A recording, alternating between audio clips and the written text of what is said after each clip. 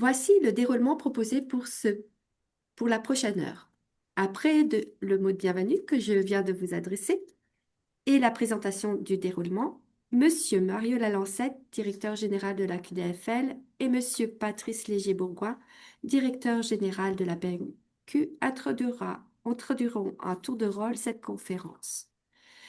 Je vous présenterai nos experts du Code d'épicerie du Canada, Madame Karen Powd, présidente et surintendante, et Madame Stéphanie Blondin, responsable des affaires publiques et réglementaires du Bureau du Code d'épicerie pour le secteur des produits d'épicerie. Ces dames vous exposeront le Code d'épicerie. Elles nous expliqueront ses principes et son fonctionnement, et elles nous donneront une mise à jour générale des activités du Bureau du Code de conduite pour le secteur des produits d'épicerie. Puis, elles répondront à vos questions. Voici les instructions pratiques pour bien profiter de ce webinaire. Afin de permettre la fluidité de l'événement, vos micros et vos caméras ont été automatiquement désactivés. Vous pouvez poser vos questions et partager vos commentaires en tout temps et au fur et à mesure du webinaire dès que vous le souhaitez via l'onglet Chat en bas de votre écran. Nous vous y reviendrons au moment de la session de questions. Mais dès maintenant, pour débuter cette conférence, j'invite Monsieur Mario Lalancette, directeur général de la QDFL, et Monsieur Patrice Léger-Bourgoin, directeur général de la PMQ, à nous introduire le sujet. Bonjour à tous. Je suis très heureux de vous accueillir à ce webinaire consacré au Code d'épicerie du Canada. Ce code, effectif depuis le 1er juin dernier, mais dont l'application débutera le 1er janvier 2026, il reste inconnu pour beaucoup de membres de l'industrie des fruits et légumes. Et cette période de transition dans laquelle nous sommes nous permet justement de l'apprivoiser. Ce code, il représente une étape importante pour notre secteur. Il est né d'un large consensus entre détaillants, fournisseurs et associations de l'industrie, tous unis autour d'un même objectif, favoriser des relations commerciales plus équitables, transparentes et prévisibles à travers toute la chaîne d'approvisionnement alimentaire. Dans un contexte où les pressions économiques, les coûts, les attentes du marché évoluent rapidement, le Code vient offrir un cadre clair et équilibré. Il encourage la bonne foi, la collaboration puis la responsabilité partagée, des valeurs essentielles pour renforcer la confiance entre partenaires et assurer la durabilité de notre écosystème alimentaire. En d'autres mots, il nous aide à faire mieux ensemble, à bâtir un environnement où chaque partenaire peut contribuer à la vitalité du secteur agroalimentaire. Aujourd'hui, notre objectif, c'est de mieux comprendre ce que ce code implique concrètement, comment il se remet en œuvre et surtout, comment il peut devenir un outil positif pour l'ensemble de la filière des fruits et légumes. Merci à chacun d'entre vous de votre présence, de votre engagement, puis ensemble, faisons de ce code un véritable levier de progrès puis de croissance pour notre industrie. Je laisse la parole à Patrice. Merci beaucoup, Mario. Alors, dans un premier temps, merci, chers producteurs, distributeurs, grossistes et détaillants, d'être parmi nous aujourd'hui et de l'intérêt que vous portez pour le code de conduite du secteur de l'épicerie au Canada. Pour la PMQ, la mise en place du code de conduite est d'une importance capitale. On voit dans le code une avenue permettant de développer des relations plus équitables, plus transparentes entre les producteurs et les détaillants. Donc, on ne voit pas sa mise en place comme une finalité, mais comme réellement un outil d'assainissement des relations qui se bâtira au fil des années. Et évidemment, pas parce qu'il y a un code de conduite que l'Association des producteurs maraîchers du Québec n'a pas cessé de faire ses représentations sur différentes tribunes pour qu'il y ait plus de prévisibilité, de transparence, de relations commerciales équitables. Et la position à la fois de l'Association des producteurs maraîchers du Québec et des producteurs de fruits et légumes du Canada, ainsi que de l'UPA, c'est que les associations peuvent parler en votre nom lorsqu'il y a des situations de plainte systémique et on peut évidemment, là, en votre nom, assurer le suivi, porter des plaintes éventuellement lorsque le mécanisme de résolution des différends sera en place et de parler en votre nom.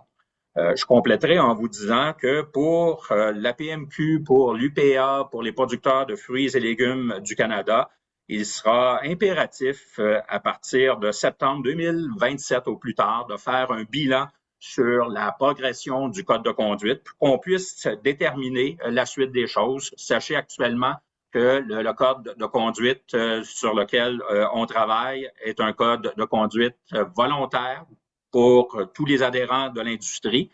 Et au bout de 18 mois, ce sera l'occasion de voir si ce code volontaire-là atteint des objectifs, oui ou non. Alors, merci de votre intérêt et puis n'hésitez pas à contacter votre association des producteurs maraîchers pour toute forme de questions ou parfois tout simplement attirer notre attention sur des enjeux que vous avez dans vos relations d'affaires. Simplement, cette semaine, là, nous avons entretenu des relations avec 8 producteurs. Merci.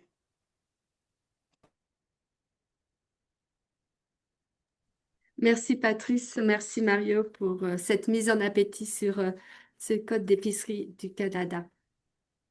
Dès à présent, je vous présente nos conférencières. Aujourd'hui, nous avons la chance d'accueillir Madame Karen Proud, la présidente et la surintendante du Bureau du Code de conduite pour le secteur des produits d'épicerie, où elle supervise la mise en œuvre et l'application du code, garantissant l'équité, la transparence et la responsabilité dans toute la chaîne d'approvisionnement du secteur d'épicerie au Canada. Et Madame Stéphanie Blondin, responsable des affaires politiques et réglementaires du Bureau du Code de conduite pour le secteur des produits d'épicerie. Elle fournit des solutions pratiques grâce à des stratégies concrètes et à la gestion des relations complexes avec les parties prenantes. Madame Proud a été auparavant présidente directrice générale de Fertilizer Canada, où elle a mené des initiatives visant à soutenir des pratiques agricoles durables et à renforcer des relations avec les partenaires de l'industrie et du gouvernement. Elle a également occupé des postes de direction au sein des produits alimentaires de santé et de consommation du Canada et du Conseil canadien du commerce de détail, où elle a défendu des initiatives visant à soutenir les petites et moyennes entreprises et à améliorer l'efficacité de la chaîne d'approvisionnement et à promouvoir la défense des intérêts de l'industrie en matière politique. Madame Proud possède donc une vaste expérience en matière de leadership dans les secteurs de la vente au détail et de la fabrication, ainsi qu'une grande expertise en matière de conformité réglementaire et de collaboration entre parties prenantes. Madame Stéphanie Blondin est une conseillère stratégique bilingue comptant plus de 20 ans d'expérience en affaires gouvernementales avec une formation en administration publique et en droit. Ancienne cadre au sein de la fonction publique fédérale, elle a occupé des postes de direction dans les divers ministères, notamment au Service Autochtones Canada et aux Ressources naturelles Canada, et elle a administré des programmes gouvernementaux et dirigé des initiatives politiques novatrices visant à faire progresser la réconciliation. Depuis 2022, Stéphanie travaille comme consultante indépendante soutenant des organisations publiques et privées en planification stratégique ainsi qu'en élaboration de politiques et de programmes. Sans doute, nous bénéficions des personnes qui se trouvent dans le cœur de ce code. J'invite donc maintenant Madame Karen Proud et Madame Stéphanie Blondin à vous présenter le Code d'épicerie du Canada. Mesdames, la parole est à vous.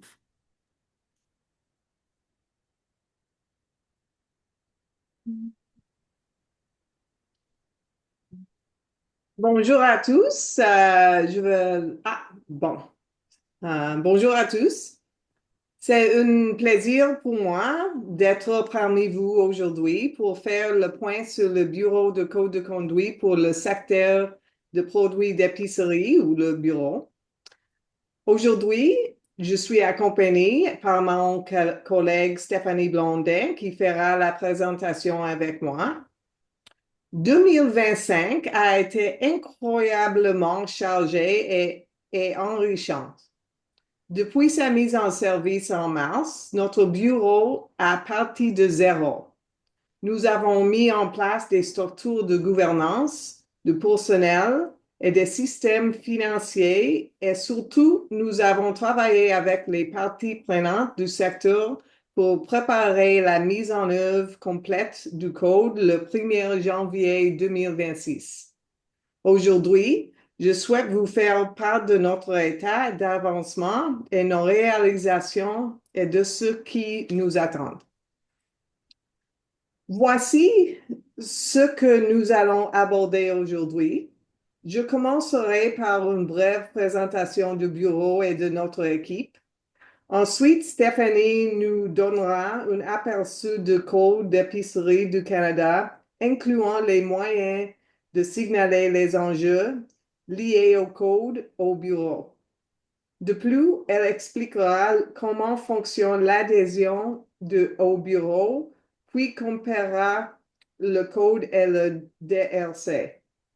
Après cela, je reviendrai pour vous donner des conseils sur la manière de travailler avec le bureau et de collaborer avec notre équipe. Enfin, nous réserverons du temps pour les questions. Le bureau est l'organisme indépendant chargé d'administrer le code de conduite pour le secteur de produits d'épicerie au Canada. Nous formons une petite équipe dévouée. À l'heure actuelle, nous avons 2 postes et demi, moi-même en tant que président surintendant, une spécialiste de communication et des services aux membres, et Stéphanie, notre spécialiste des affaires politiques et réglementaires. Notre modèle de gouvernance fonctionne actuellement avec un conseil d'administration intermédiaire composé de représentants d'associations. En 2026, une fois le recrutement pleinement étamé, ce conseil passera à un nouveau conseil élu par les membres, ce qui permettra l'industrie de surveiller directement le bureau. Nos responsabilités sont très entendues. Nous favorisons la sensibilisation et l'éducation au code, soutenons son application équitable, gérons la résolution de litiges et surveillons la participation de l'industrie. Avant tout, notre rôle est d'appuyer les membres du code afin qu'ils puissent intégrer l'esprit du code dans les pratiques quotidiennes de l'ensemble du secteur des produits d'épicerie. Maintenant, je vais passer la parole à Stéphanie qui présentera un survol du code.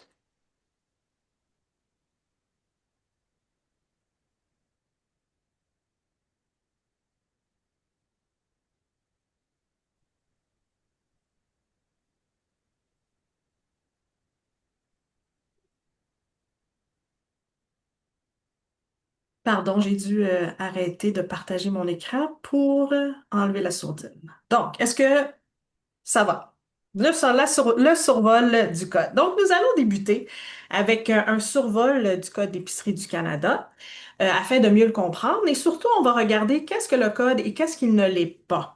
Et à la base, comme les gens ont mentionné avant moi, le Code d'épicerie du Canada vise à renforcer le secteur des produits d'épicerie en optimisant la façon dont les entreprises interagissent les unes avec les autres, que ce soit les détaillants, les fournisseurs, les transformateurs, les distributeurs. Donc, pour commencer, c'est quoi le Code d'épicerie du Canada? Donc, le Code d'épicerie, c'est une initiative volontaire qui a vraiment été menée par l'industrie et qui a été créée pour améliorer la façon dont les détaillants et les fournisseurs de produits d'épicerie travaillent ensemble à travers le pays. Son principal objectif, c'est vraiment de promouvoir la confiance, l'équité, la collaboration tout au long de la chaîne d'approvisionnement du secteur des produits d'épicerie. Et le code vient s'appliquer à un vaste éventail d'entreprises du secteur, non seulement aux grands détaillants, mais aussi aux transformateurs, aux fournisseurs, aux distributeurs, y compris les petites entreprises et les entreprises indépendantes.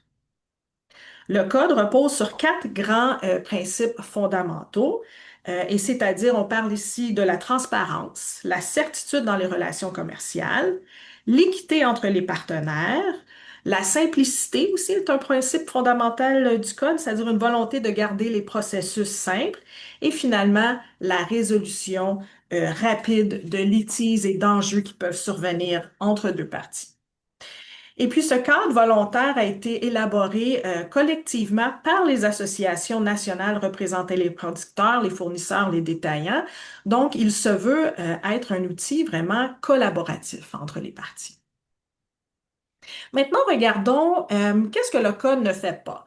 Donc, c'est important ici d'être vraiment clair et de bien comprendre que le code, premièrement, il ne sert pas à réguler les prix de détail. Donc, le code ne fixe pas les prix, ne contrôle pas les prix que les détaillants facturent aux consommateurs. Les stratégies de fixation des prix restent à la discrétion des entreprises individuelles, ce qui leur permet de réagir aux conditions du marché et à la dynamique de la concurrence. En deuxième lieu, le code ne vient pas résoudre l'inflation alimentaire. Donc, bien que le code favorise les pratiques équitables, il ne vient pas adresser les facteurs économiques plus généraux qui peuvent influencer l'inflation des prix des denrées alimentaires, des choses comme les perturbations de la chaîne d'approvisionnement ou les tendances du marché mondial. Troisièmement, le code n'est pas un outil de négociation. Donc, le code, bien sûr, il vient encourager des pratiques commerciales équitables, mais il ne vient pas éliminer les défis que rencontrent les petites entreprises lorsqu'elles négocient avec leur homologue de grande taille. Il vise à fournir des directives pour accroître la transparence et la prévisibilité, mais en fin du compte, là, les réalités de la dynamique du marché persistent. Et finalement, le code ne vient pas supplanter les lois existantes. Donc, je pense entre autres au droit des contrats. Donc, le code vient fonctionner parallèlement à ces cadres législatifs et réglementaires actuels, mais il ne vient pas annuler, il ne vient pas remplacer les lois existantes qui régissent le secteur des produits d'épicerie, mais le code vient nous donner un ensemble de principes complémentaires pour améliorer l'industrie. Maintenant, quand on pense au code ou quand on ouvre notre code là, pour aller le lire, on voit qu'il est divisé en trois parties. La première partie, très importante, c'est les objectifs et les principes. J'ai mentionné les principes tantôt, mais c'est vraiment la première partie du code que vous allez voir. Puis c'est ici qu'on vient donner le ton du code. Donc, c'est ici qu'on parle d'équité, de transparence, de bonne foi.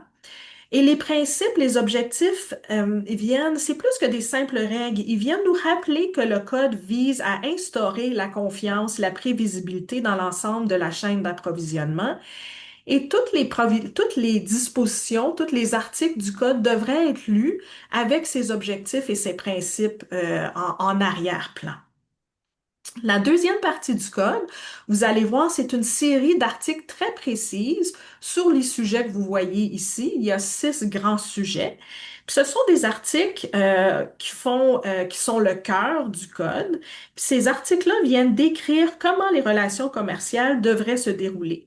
Donc, on parle ici des choses comme comment établir des ententes, comment gérer des paiements, comment adresser les frais, les changements dans les procédures d'approvisionnement. Mais ici, il faut faire attention parce que ces dispositions ne sont pas une liste rigide ou technique. Elles sont fondées sur des principes, comme on dit en anglais, principle-based approach.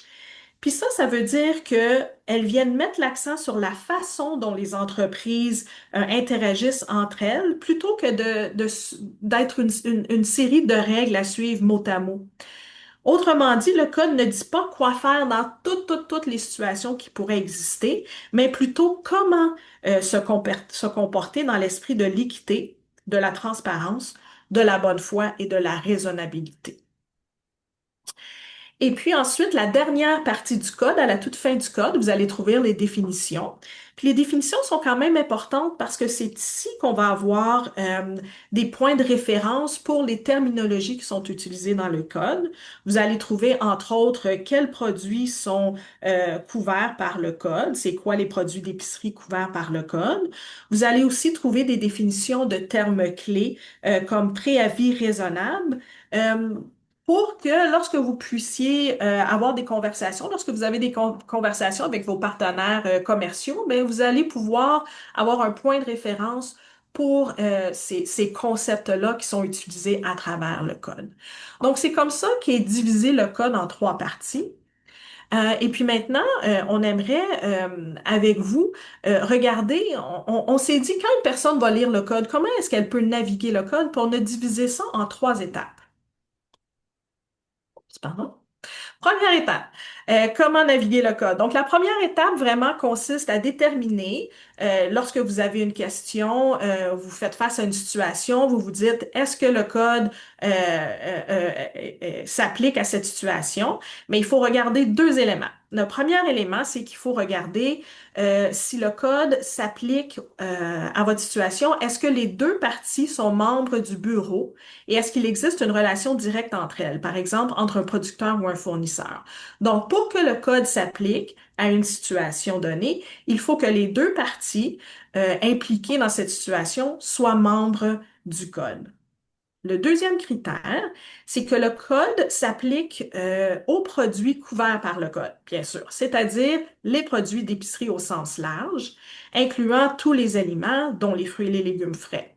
Autrement dit, pour la majorité d'entre vous ici, j'imagine, le code va s'appliquer à vos produits. Mais c'est important de noter que le code exclut certains produits qu'on peut trouver en pharmacie, comme par exemple des produits pharmaceutiques, l'alcool, des choses comme ça. Donc, première chose à faire, on regarde. Premièrement, est-ce que les deux membres dans une situation sont membres, les deux parties sont membres du code? Deuxièmement, est-ce que les produits sont couverts?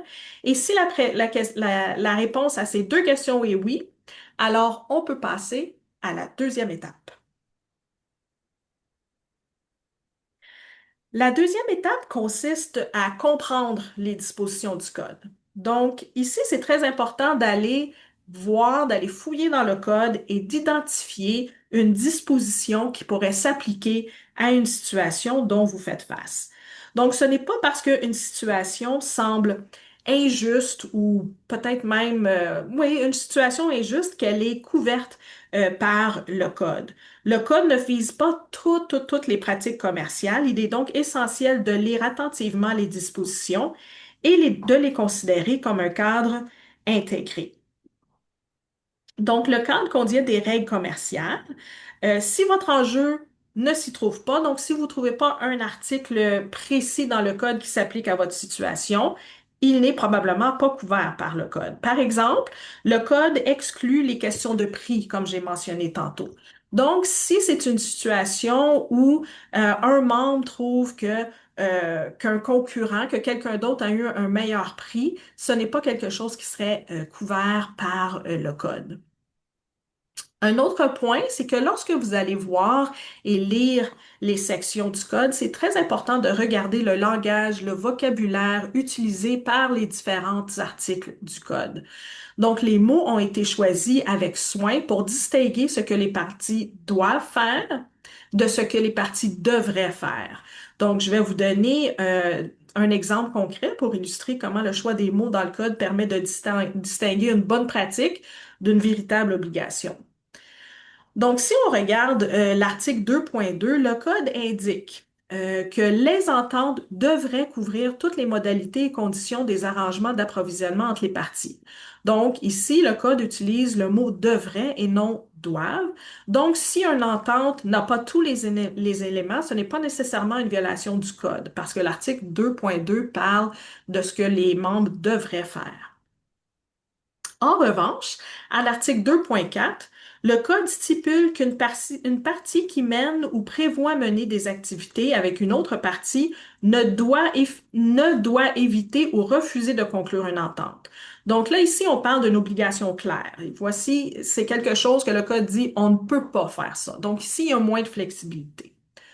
Tout ça pour dire que c'est très important de prêter attention au langage utilisé dans le code, notamment aux mots comme devrait versus doivent. Puis la dernière partie de cette étape, c'est vos ententes. Donc, il faut revoir vos propres ententes, les ententes que vous avez avec avec vos partenaires commerciaux. C'est important que vous compreniez le contenu de vos accords commerciaux et vérifier si vous avez peut-être accepté des conditions spécifiques, si vous avez convenu de flexibilité dans vos accords. ça ne sera pas nécessairement une violation du code. Donc, en résumé, cette étape consiste vraiment à vérifier si votre enjeu est véritablement couvert par un article du code et de voir si vos ententes ne règlent pas déjà l'enjeu en question. Une fois que vous avez fait cette vérification, et puis que vous croyez toujours qu'il y a un enjeu qui existe, ben, on peut passer à l'étape 3, qui est vraiment de demander conseil. Puis, il y a plusieurs options qui s'offrent à vous en termes de discussion. À qui est-ce que vous pouvez parler si jamais vous avez ou vous croyez avoir un enjeu qui pourrait relever du code? D'abord, chaque membre du code doit désigner un représentant du code. Donc, lorsqu'une organisation devient membre du code, il faut nommer une personne, un représentant du code à l'intérieur de l'organisation. Donc, c'est une personne qui qui va bien connaître le code et qui pourra vous conseiller à l'interne. Donc, si vous avez des préoccupations liées au code, la première étape serait d'en discuter, d'identifier votre représentant du code à l'intérieur de votre organisation, des organisations membres et de discuter avec cette personne de la meilleure façon d'aborder la situation. Ensuite, il y a bien sûr nous, le bureau. On met à votre disposition plusieurs ressources pratiques. On travaille très fort pour construire une bibliothèque qui va s'enrichir avec le temps. Vous pouvez aller voir sur notre site web. Il y a des documents d'orientation. Il y a la foire aux questions qu'on met à jour constamment avec les questions qu'on entend, les questions qui se répètent. On essaie de proactivement offrir des réponses à ces questions-là. Et avec le temps, ben, on aura des études de cas, on aura des rapports, on aura de plus en plus de documents ressources pour les membres pour qu'ils puissent consulter et bien comprendre le code et les situations qui peuvent survenir et voir l'application du code. Troisièmement, si vous êtes membre d'une association sectorielle, les associations sont bien impliquées en termes de développement du code. Ils connaissent les associations, vos associations connaissent bien le code et en plus, ils connaissent le travail, ils connaissent votre business. Donc, c'est vraiment une bonne ressource.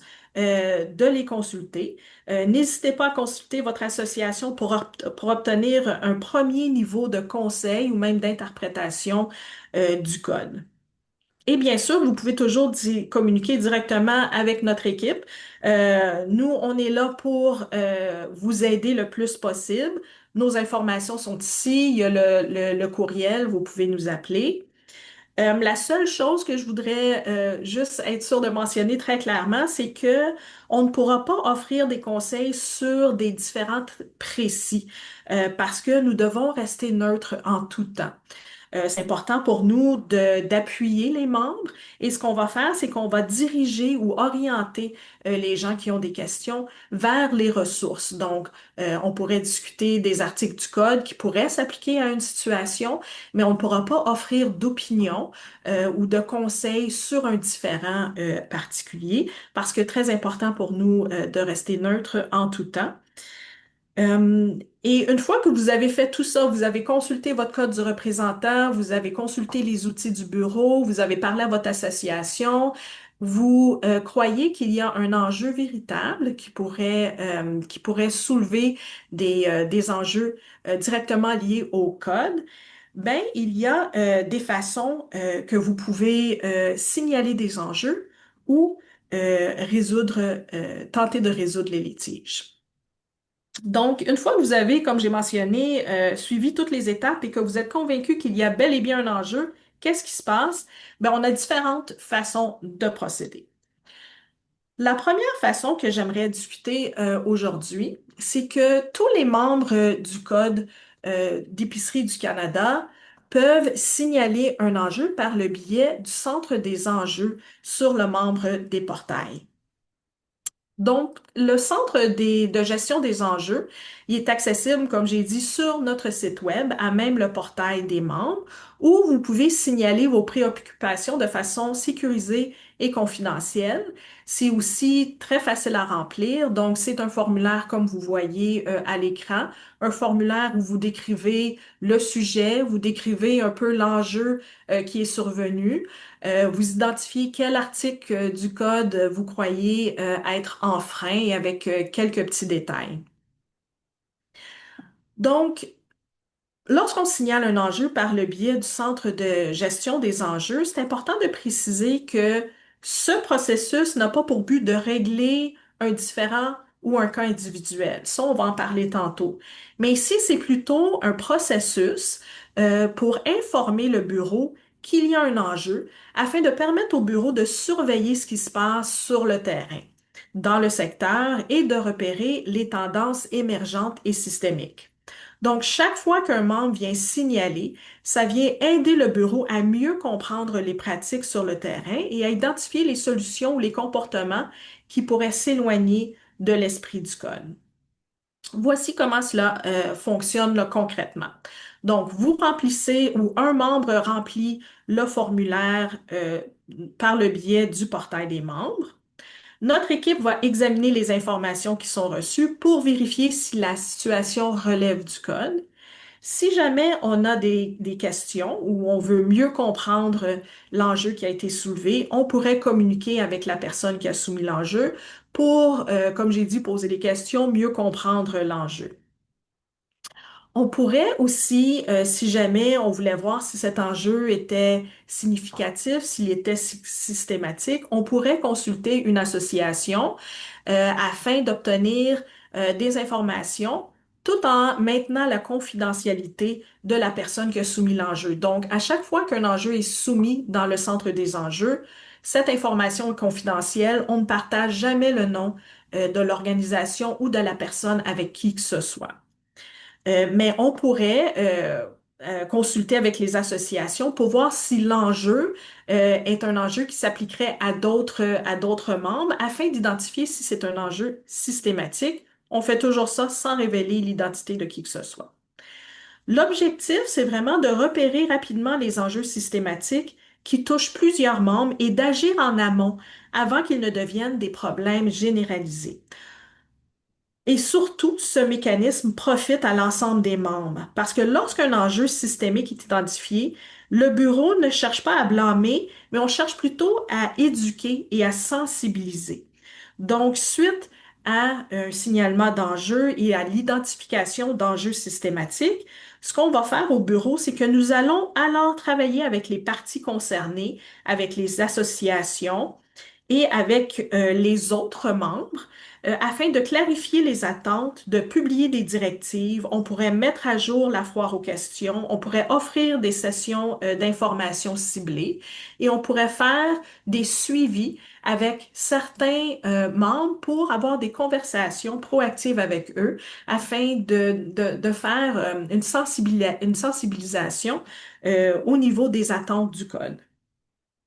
Ainsi, les membres peuvent ajuster leurs pratiques proactivement, rectifier des erreurs et ça vient bénéficier à l'ensemble des membres qui sont à l'ensemble du secteur, en fait.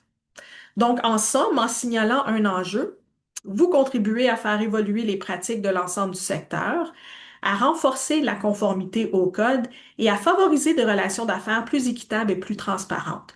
Et tout cela dans le respect, comme je disais, absolu de la confidentialité, puisque l'identité des gens qui signalent des enjeux ne sera jamais divulguée à quiconque. Donc ça, c'est un des moyens de signaler un enjeu. Mais si vous avez un enjeu ou si un membre a un enjeu et veut vraiment avoir une résolution de ce litige particulier, ben nous sommes en train de développer le processus de gestion de résolution de litige. Donc, comme je disais, si plutôt que de simplement signaler un enjeu, vous cherchez un processus formel pour résoudre un différend précis, c'est là qu'entre en jeu le processus de gestion de résolution des litiges, que je vais appeler PGRL parce que c'est beaucoup à dire. Donc, le PGRL, c'est un mécanisme, c'est en fait le mécanisme officiel du code et c'est un mécanisme qui peut être utilisé par les membres pour résoudre des différends entre deux parties. Donc, le code est en cours de développement présentement. Il entrera en vigueur le 1er janvier 2026 et il constitue vraiment un des piliers du système de conformité du code. Donc, ça fait plusieurs mois que nous travaillons en collaboration avec l'industrie. On a un groupe de travail. On travaille aussi en collaboration avec des experts juridiques et notre conseil d'administration pour concevoir un processus de résolution de litige qui va être, on l'espère, équitable, mais aussi efficace et accessible. Donc, le PGRL est guidé par les mêmes principes qui sous-tendent le code, c'est-à-dire la transparence, la certitude, l'équité, la rapidité et la simplicité.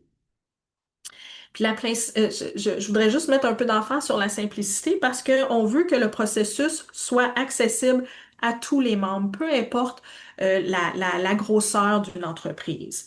Donc, l'objectif est de donner à tous les membres, les fournisseurs et les détaillants, la confiance qu'il existe un espace neutre vers lequel se tourner lorsqu'ils ne parviennent pas à régler un différend par eux-mêmes. C'est important de aussi mentionner, comme on a dit, le code est volontaire. Donc, le processus de le PGRL, le processus de gestion de résolution des litiges, n'est pas juridiquement contraignant.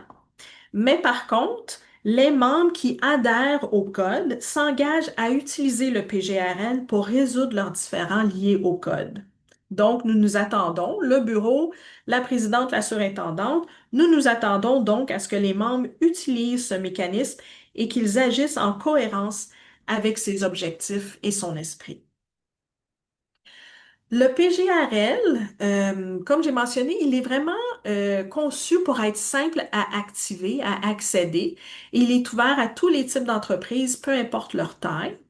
Il sera soutenu par des professionnels neutres et sans frais supplémentaires autres que les cotisations annuelles d'adhésion. Donc, l'idée ici, c'est que tous les membres puissent accéder au processus sans coût excessif ni de démarche complète. Maintenant, nous sommes en train de finaliser, il n'est pas tout à fait finalisé, le PGRL, mais donc je ne peux pas vous donner tous les détails, mais je peux vous donner un survol du processus du PGRL. Donc, comme vous voyez ici à l'écran, le PGRL est conçu comme un processus progressif qui met l'accent sur la résolution des différends entre les parties lorsque c'est possible. Donc ça veut dire que nous, au bureau, on va vraiment encourager les parties à essayer d'adresser, de résoudre, de trouver une résolution mutuellement acceptable entre eux avant d'accéder au PGRL. Donc ça, c'est le côté beige, le côté à gauche là, que vous voyez. Donc, avant de déposer une demande officielle de PGRL au bureau, on va encourager tous les membres du code à tout d'abord tenter de résoudre leurs différends entre eux. C'est d'ailleurs prévu au code, ça. Donc, à l'article 6 du code, c'est écrit que les membres doivent ou devraient, en fait, là, je me suis trompée, je vais arranger ça dans mes notes. Donc, les membres devraient d'abord examiner leur entente commerciale pour voir si elles contiennent déjà un mécanisme interne de règlement des différends. S'il y a un mécanisme dans l'entente entre deux membres, fortement encouragé d'utiliser ce mécanisme-là avant de s'adresser au bureau. S'il n'y a pas de mécanisme de résolution de litige dans une entente entre deux parties, ensuite, on encourage les parties, les membres, à essayer de le résoudre à l'interne en le discutant avec leurs représentants du code à l'interne et avec les gens à l'intérieur des organisations. Si ces tentatives-là d'essayer de régler ça entre les deux parties ne fonctionnent pas, ben là, ensuite, les membres sont invités à faire l'application au PGRL à l'intérieur du bureau. Donc, une fois au PGRL, il y a deux options qui vont s'offrir aux membres. Ça, c'est la partie bleue que vous voyez, là, les boîtes à droite du diagramme sur la diapositive. Et puis, il y aura deux options qui vont s'offrir aux membres. Il y aura de la médiation et de l'arbitrage. C'est deux processus un petit peu différents. Donc, la médiation, ça sera un médiateur indépendant qui pourra rencontrer les deux membres pour les aider à trouver une solution mutuellement acceptable. Donc, le bureau va maintenir une liste de médiateurs qualifiés parmi lesquels les membres pourront choisir. Donc, ensemble, ils vont discuter, ils vont regarder la liste des médiateurs qui sont disponibles et en choisir un. Et puis, les frais, comme j'ai mentionné, les frais de médiation seront assumés par le bureau pour couvrir les discussions avec le médiateur, qui sera une tierce partie à l'extérieur du bureau. Si jamais la médiation ne permet pas d'arriver à une entente qui est mutuellement acceptable par les deux parties, ben, les membres peuvent passer à l'arbitrage. Puis en fait, les membres ne seront pas obligés de faire de la médiation, ils pourront automatiquement passer à l'arbitrage aussi. Et l'arbitrage sera la dernière étape du processus. C'est ici que la présidente et surintendante, en tant qu'arbitre du bureau, va examiner le dossier, elle va écouter la position des deux parties et la surintendante rendra une décision écrite qui va déterminer s'il y a eu ou non une violation du code.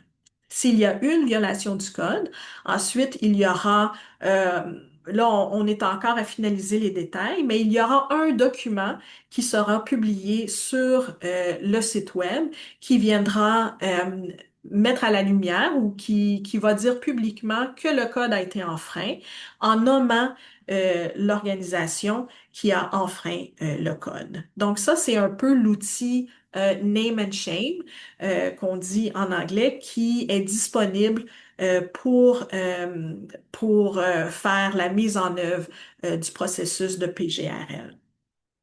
Donc, vous allez comprendre que parce que le bureau est impliqué au niveau de l'arbitrage, c'est-à-dire que c'est la surintendante qui vient arbitrer sur des enjeux, c'est pour ça que tout ce qui vient avant, nous devons rester neutres et on ne peut jamais émettre d'opinion avant le processus si jamais un enjeu vient à être soulevé par le processus d'arbitrage.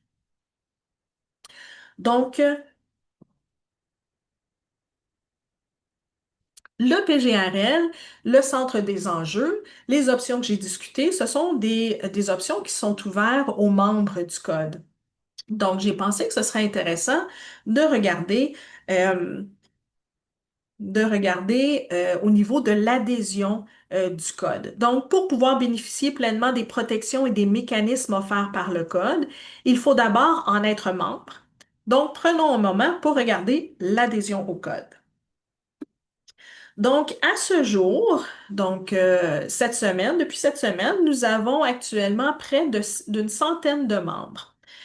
Parmi eux, vous voyez ici les statistiques. C'est surtout des fabricants, des fournisseurs. Il y a des détaillants, des grossistes, des producteurs primaires. Si jamais vous êtes curieux, ben, la liste complète des membres, elle est publique, elle est disponible sur notre site web. Vous pouvez aller voir exactement qui sont les 96 organisations qui sont présentement membres du Code. Nous avons 100 membres à l'instant, mais on n'a en fait pas encore commencé notre campagne officielle de recrutement. Elle sera lancée sous peu, on espère à la mi-décembre. On va lancer cette campagne officielle de recrutement une fois que les documents de gouvernance seront finalisés, incluant le PGRL que j'ai mentionné tout à l'heure. Donc, une fois que les documents seront finalisés, c'est là qu'on va ouvrir la machine puis qu'on va lancer officiellement notre campagne de recrutement. Et à ce moment-là, nous prévoyons avoir une croissance très importante du nombre de membres dans les mois à venir. Et je voudrais souligner aussi, on me demandait tout à l'heure, avant de commencer, quelqu'un d'une des associations me demandait la représentation du Québec. Et dans les 96 membres que nous avons jusqu'à maintenant, c'est un 16% à date de ces membres-là qui viennent du Québec. Comment devenir membre du Code? Ben, l'adhésion au Code est ouverte à toutes les entreprises qui participent à la vente de produits d'épicerie au Canada. Ceci inclut les détaillants ainsi que les fournisseurs des détaillants. Et ça inclut les producteurs primaires, les grossistes, distributeurs, les fabricants. Les cotisations annuelles vont entrer en vigueur le 1er janvier 2026. Donc, l'adhésion demeure gratuite pour 2025. Si jamais vous voulez devenir membre, c'est un bon moment parce que vous avez accès à tous les outils qu'on a développés jusqu'à maintenant de façon gratuite. Et vous voyez ici que les cotisations ont été conçues selon un principe d'équité et de proportionnalité. Comme vous voyez dans le tableau, les plus grandes entreprises contribueront davantage, tandis que les plus petits producteurs et fournisseurs paieront des montants adaptés à leur réalité. Et l'objectif ici, c'est très voulu. L'objectif est clair. On veut que le coût ne soit jamais un obstacle à la participation ou à l'adhésion au code.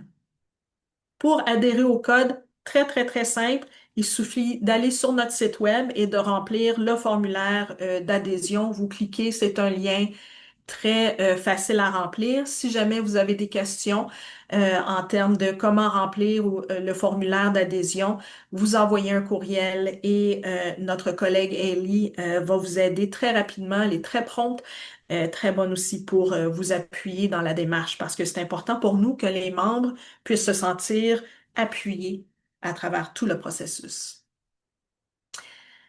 Maintenant,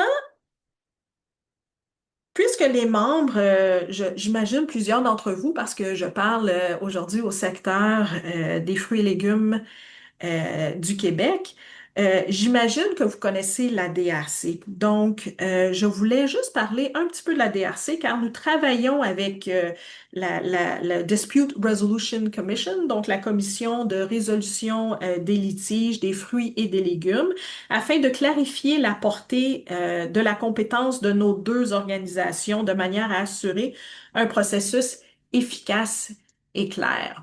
Donc, plusieurs d'entre vous, je n'en doute pas, connaissez la DRC.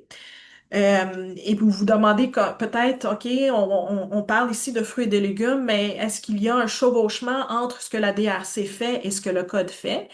Et la réponse courte est non. Donc, la DRC et le code se complémentent. La DRC est l'organisation qui traite des différents transactionnels au niveau des fruits et des légumes. Et on parle ici des enjeux de qualité, de livraison, de paiement au niveau des fruits et des légumes. Le code, lui, vient traiter des pratiques commerciales plus larges. Donc, on parle plus des enjeux comme des préavis raisonnables, des prévisions, des radiations de produits, des changements dans les conditions commerciales. Donc, c'est vraiment plus transactionnel à la DRC et un petit peu plus les relations commerciales au code. Donc, la règle générale, c'est lorsqu'un différend relève du mandat de la DRC, ben, c'est le processus de la DRC qui s'applique, mais pour les questions de pratiques commerciales plus larges, c'est le code qui va venir prendre le relais et qui va s'appliquer. L'objectif, c'est d'assurer une complémentarité totale, sans chevauchement et bien sûr sans confusion pour les membres qui sont membres des deux organisations en même temps. Donc, on travaille en étroite collaboration avec la DRC pour être sûr qu'on comprenne ce qu'eux fassent et qu'ils comprennent ce que nous, on fait, et pour qu'il puisse y avoir une belle complémentarité pour qu'on puisse s'appuyer mutuellement. J'ai pensé vous offrir quelques exemples là, pour voir quand est-ce que la DRC s'appliquerait et quand est-ce que le code d'épicerie s'appliquerait. Donc ici, on voit dans la diapo la différence entre la DRC et le code d'épicerie au Canada et la manière dont chacun intervient selon la nature du problème, dans le fond.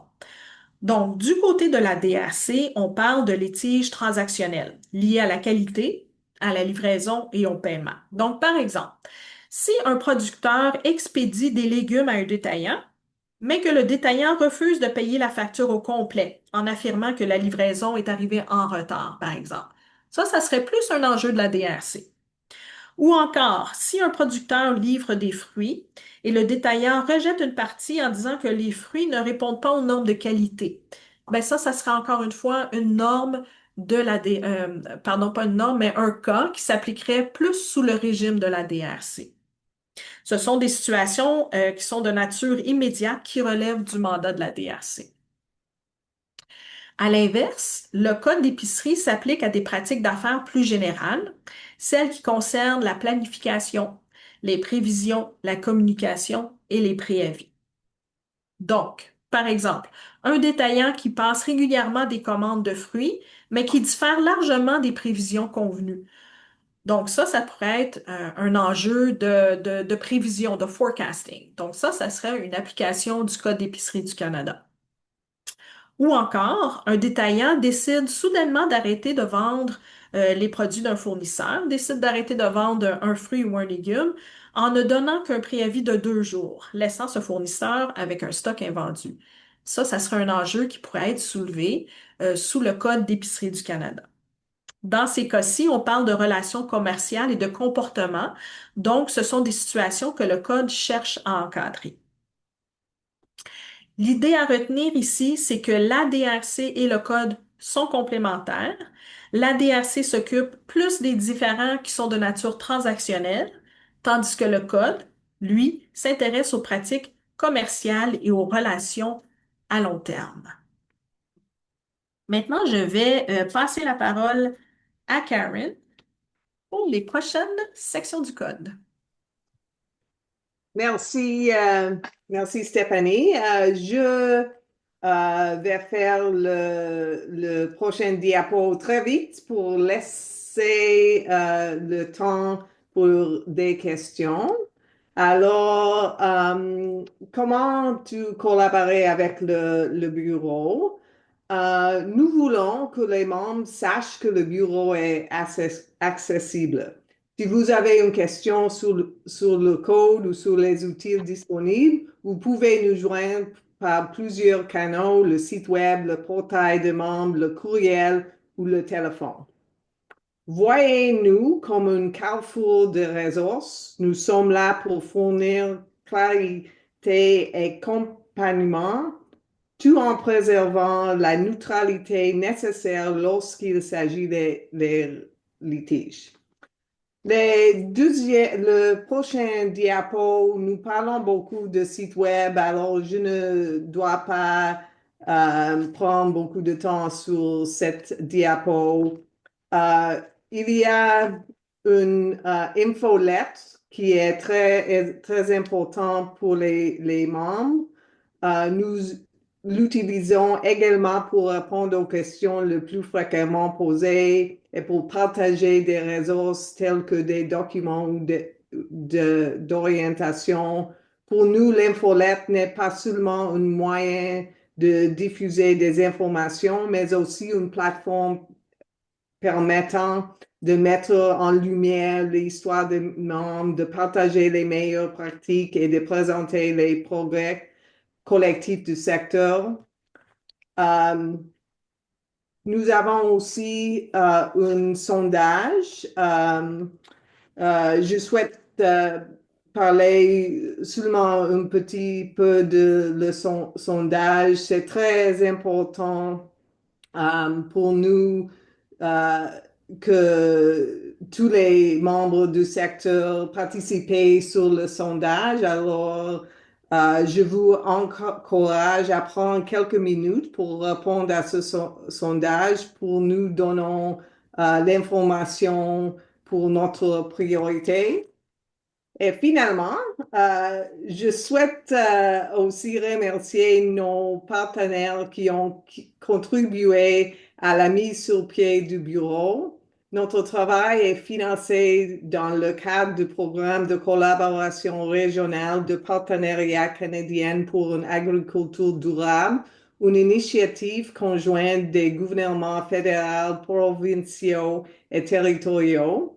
Nous sommes reconnaissants de soutien qui nous a permis d'établir le bureau rapidement et avec les ressources nécessaires pour servir le secteur.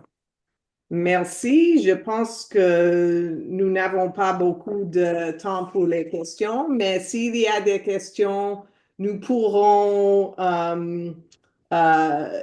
vous donner les réponses en écrit aussi après le webinaire. Merci.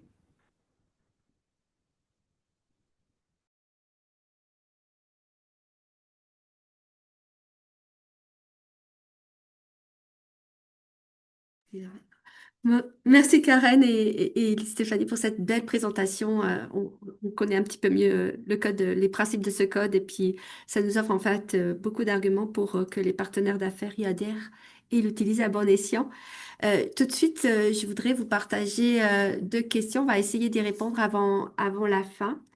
La première question, Karen, il y a quelqu'un qui a assisté à votre présentation à la Chambre au comité, à la Chambre des communes devant le comité permanent de l'agriculture et de l'agroalimentaire du Canada. Euh, alors, je vous lis la question. Vous avez mentionné que le seul bâton du Bureau du Code sera de publier des rapports et que vous visez publier des rapports régulièrement. Il me semble que tous les membres du Bureau du Code sont impliqués dans la chaîne d'approvisionnement et donc ne sont pas neutres envers les enjeux et plaintes. Qui rédigera ces rapports réguliers? Le bureau est complètement indépendant quand nous écrirons des rapports. Alors, notre équipe d'administration n'avait pas le droit de changer notre rapport. Alors, c'est très important pour nous d'être indépendant quand nous faisons notre rapport. D'accord. Merci beaucoup, Karen. J'espère que c'est clair pour Madame Poirier qui a posé cette question-là. J'ai une autre question. Euh, Est-ce que les associations pourront représenter lors de litiges? Mais en fait, je pourrais peut-être répondre à cette question. Donc, les associations ont un rôle très important à jouer en termes de communication constante avec Karen, avec le bureau, pour nous informer des enjeux systématiques. Donc, c'est important pour nous de toujours avoir cette communication ouverte pour comprendre les enjeux. Par contre, le processus, le PGRL dont je parlais tantôt, c'est vraiment un processus formel de résolution de litige entre deux parties. Donc, et c'est un processus qui est réservé aux membres. Donc, il faut que les deux parties soient membres du code pour avoir accès au PGRL. Le PGRL, c'est entre deux parties pour surtout des raisons de confidentialité. Donc, les associations peuvent bien sûr soutenir le membre qui vient faire l'application PGRL, mais le PGRL en tant que tel, c'est entre les deux membres. Mais le rôle des associations, c'est plutôt sous l'autre régime du signalement des enjeux, où le rôle des associations sera très important. Je vais laisser la parole aussi à Patrice, qui justement représente une association qui va aussi s'exprimer sur cette question-là. Oui, suite à cette question-là, je suis le représentant, comme vous le savez, des producteurs de fruits et légumes du Canada au conseil d'administration du bureau du Code de conduite et je tiens à exprimer très clairement que nous partageons pas cette position et que dès le départ, là, à part la deuxième rencontre du comité technique, ça a toujours été clair que les associations auraient la possibilité de représenter leurs membres lors d'un mécanisme de résolution de conflit. Et depuis environ un mois, on tente de changer les règles du jeu. Et pour le moment, la position des producteurs de fruits et légumes du Canada est à l'effet que c'est tout à fait inacceptable. Merci. Merci, Patrice. J'ai une autre question, la dernière. Qu'arrive-t-il si un litige en rapport avec une entente commerciale arrive entre deux compagnies, mais une seule des compagnies est membre et l'autre n'est pas membre du code d'épicerie? Bien, en fait, le code vient s'appliquer aux membres du code. Donc, si pour avoir accès au PGRL, à la résolution de litige, à l'arbitrage et la médiation, il faut que les deux parties soient membres. Donc, par contre, il y a toujours la possibilité de signaler un enjeu qui est le processus, qui est l'autre processus, parce que on veut être au courant des situations que vivent les membres du code. Donc, si c'est avec un enjeu avec un non-membre, ben moi je suggérais quand même de signaler versus le centre de gestion dans le portail des membres pour qu'on puisse être au courant et pour qu'on puisse faire de la sensibilisation auprès du secteur en général. D'accord, merci beaucoup. J'espère que Tony, tu as eu ta réponse. Euh, éventuellement, là, on a un petit peu, je vous remercie de votre patience pour à tous ceux qui participent à ce webinaire parce que nous dépassons un petit peu le temps imparti. Pour les prochaines questions, je vous propose de les envoyer à info@canadacode.org pour pouvoir entrer à vos questions. Puis je vous remercie beaucoup, Madame Prode et Madame Blondin, pour vos réponses et pour toute cette présentation. Donc maintenant, nous terminons ce webinaire. Euh, J'espère que vous en avez appris un petit peu plus sur le Code d'épicerie du Canada et la manière de l'appréhender. Je souhaite que cet exposé vous ait convaincu d'adhérer au Code d'épicerie du Canada au plus tôt, idéalement avant le 31 décembre de cette année. Quoi qu'il en soit, nous pouvons penser que la mise en place de ce code, qui se parfaira à l'épreuve des faits, apportera dorénavant une nouvelle approche dans la façon de développer les ententes commerciales et certainement pour le mieux pour les différents parties. L'environnement d'affaires dans l'industrie est donc amené à évoluer. Comme précédemment dit, nous vous communiquerons la présentation développée par le Bureau de code conduite ainsi que le lien pour le visionnement de l'enregistrement. Ça vous permettra de encore plus approfondir vos connaissances sur le code de conduite. Un grand merci à notre partenaire de la PMQ, représenté par Monsieur Patrice Léger-Bourgoin, pour la tenue de ce webinaire. Merci encore à nos experts, Madame Karen Prode et Stéphanie Blondin, ainsi qu'à tous, à vous tous là qui avez pour votre présence à ce webinaire. Mais avant de vous quitter directement, immédiatement, je voudrais vous convier également à deux derniers grands événements de l'année. Pas celui de Halloween, mais en présence que celui de 2021, soit la partie 8 de la QDFL le 7 novembre au Club Golf de Golf Métropolitain à Anjou et à la journée de la PMQ du 21 novembre au Centre des Congrès de Saint-Hyacinthe. Si vous n'y êtes pas encore inscrit, n'hésitez pas à vous y inscrire. Un grand merci et puis je vous souhaite une bonne journée pleine de joyeuses frayeurs d'Halloween. Merci, au revoir.